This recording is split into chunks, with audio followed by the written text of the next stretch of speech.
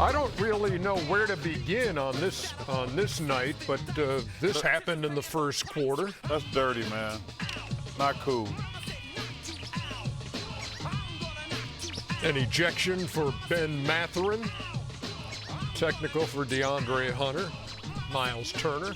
We'll get to that in a sec. 80-39 is your halftime score. That's right, 80-39 is your halftime score. American Express halftime report. Ernie Johnson, Charles, Kenny, Jalen Rose is here. But let's start with, this has been building up between Ben Mathurin and DeAndre Hunter through the course of this series. They've gone head-to-head a few times. This was in game one. Oh, man. That's a foul. The ref missed that. In game three. This is nothing. At all. No. This is nothing. This is just building toward this. And so this is what happened. Now, this is just dirty. There's no place for that. Mathurin with a fist. And DeAndre Hunter comes back. Like he's supposed to. Normally the second guy gets punished. In this case, the first guy actually did. I felt like, since it wasn't a punch below the belt, I felt like Mathurin should have got a technical and still been allowed to stay in the game personally. But, you know, when they look and see a fist, that's, if it had been a push, that would have been different. But it was a fist, and so Flay went two, and he's ejected. I don't write those rules. I don't write those rules, but I abide by them. Yes. So I don't write them. As you should. What did you think, Chuck? Actually, it wasn't. It was dirty, unnecessary, uncalled for.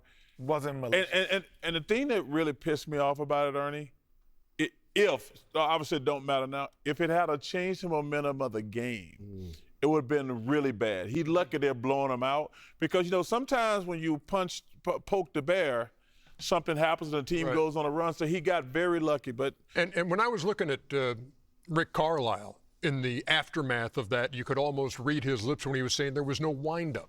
Yeah. There was this, but there was not a windup for that punch. It wasn't malicious, but the letter of the law says that. But, you know, this has nothing to do with the punch. The only punch that's happening is the offensive juggernaut that Indiana Pacers are doing and the inability of Cleveland to stop it or to score the basketball. You know, they're disjointed, and when it rains, it pours, and it continues when you don't have players playing together. So.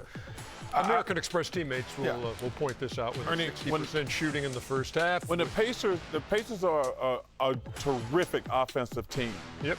And when they get it going, this is like normally it's not this. They don't use shit. But the only question being with the Pacers is their defense.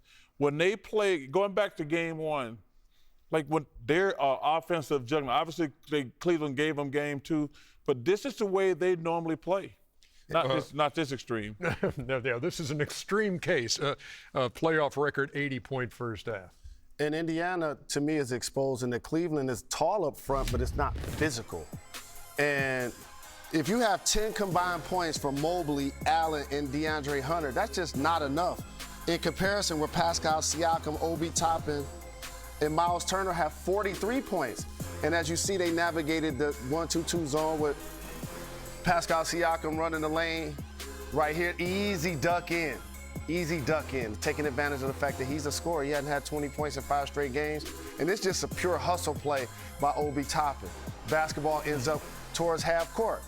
Set the offense. Obi resets. He runs towards the corner.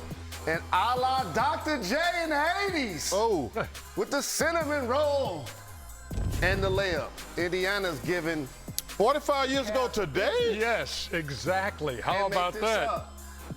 How about that? Great Dr. J. Yeah, that play's not the same, but it's close. No. He has on one hand, no doubt. And the bounds. And when your hand in the basketball is facing down with Dr. J, it's never here, and it's facing down. But kids, this is a good lesson about when you do something bad, how it continues to go bad for you. And when you're around good people, good things can happen. And keep going with the Indiana Pacers, showing you just do good things and good things. This is a blowout. Okay, I think I follow. But I don't. Here's a rarity. Here's a rarity. What's that? Chuck's got some tape. What? For halftime. I know you got. So America. Wait, are we running to the board? No. Wait. America, I know y'all thinking the same thing, so I dug deep in the archives.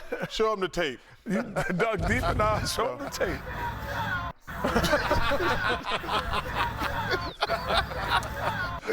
That was a damn time. Running time in the second half. We are coming back with more on the American Express halftime report. I'll see y'all in Indy next week.